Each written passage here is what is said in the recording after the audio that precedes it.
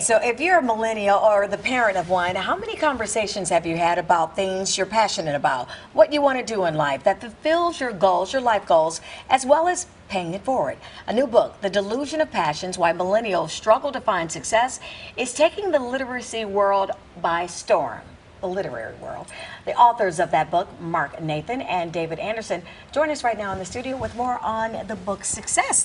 Thank you guys for joining us. Thanks for having us. Let's talk about this. So you're at the top of the list, Amazon and Wall Street Journal. Does this surprise you? No, it doesn't. I think we both knew that this topic needed to get addressed. It was a couple of years ago, a friend of a friend. I was chatting with this gal, super smart, big heart, huge dreams, lots of things she wanted to do. And she was in kind of this placeholder job. And she was in a placeholder job. She wasn't really sure what she wanted to do with her life. And then fast forward a couple of years later, she's still at the placeholder job.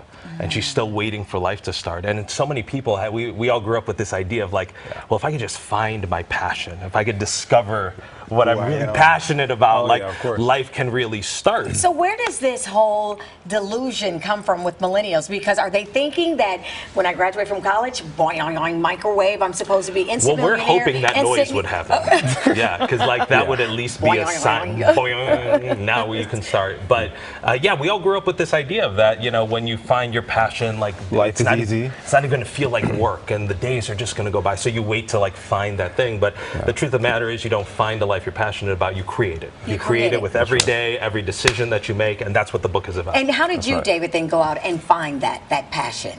Yeah, how did you create it? I think it was interesting. I think that as we talk about in the book, you have to realize that your passion comes first from killing what's in front of you, right?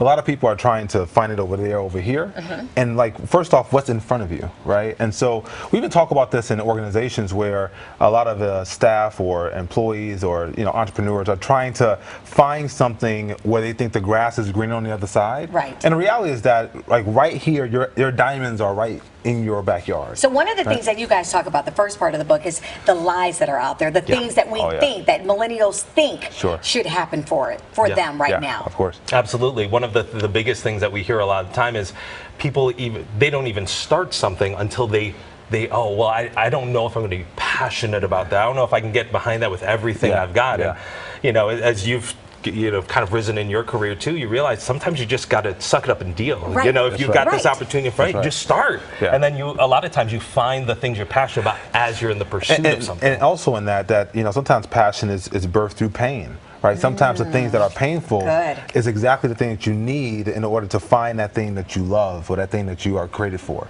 But then we take it almost as a sign of like when people experience things that are painful or difficult, they think it's a sign from the universe. Oh, I must not be on the right path. Oh, this is difficult. I must not be doing what I'm called to do. If I was passionate, it should be easier. And that's just not true. And it shouldn't feel like work. That's what they want to do. That's Mark and David, I also like how you not only address the millennials out there, but you address people that work with millennials, how to effectively work with them. Because of course working with them is different than working with me. Somebody that's I'm going to be 50. And what we've seen actually is, Darlene, is that a lot of organizations have said, oh, we need to work with millennials, so they think they can become Google, right? So they get some pool tables, some bean bags, and they put that in the workplace. Now we're cool. We can they're cool. We got a pool table. And that's exactly not, and then you have these consultants coming over that are saying, oh, like, I know how to work with millennials. And the reality is that the millennial mind is very different, right? We're the first generation that grew up with a computer. We're the first generation where when we came of age, the world changed. Right? Dramatically, right? And so when you're working with a millennial, it's a different mindset. We're lifelong learners. Like we sit around and watch TED Talks for fun.